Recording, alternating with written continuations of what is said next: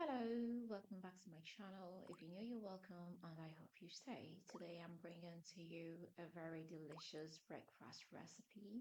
What am I talking about? I'm talking about the rice porridge. Without wasting time, let's just get started. To start, I'll get my rice. Now, when choosing the rice, you need a very starchy kind of rice.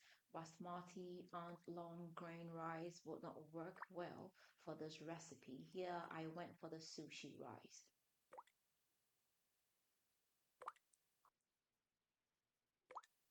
I'll put a pan on fire and come in with some water.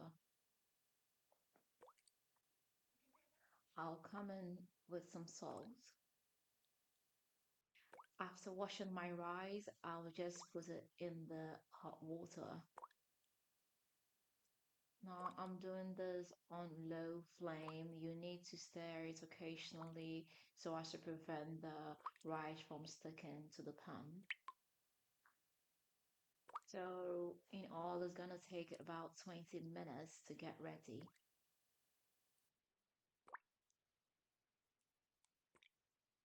And it's gonna thicken as it gets ready. If you see it's too thick, you just add some more water. Now I like to come in with some vanilla essence for some extra flavor. So it's been after about 20 minutes, and as you can see, it is ready. The rice is well cooked, is soft and creamy. I'll go ahead and put off the flame.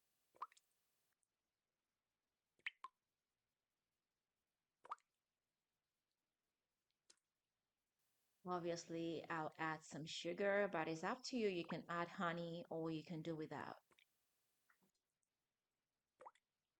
And obviously, I love my rice porridge with milk, so I'll come in with some concentrated milk. I'll also drop in some peanuts. And here we are. This is ready. This is a great breakfast. It's fast, it's easy, and it is delicious. So let me know if you do give this a try. If you've not subscribed, please do not forget to hit the subscribe button.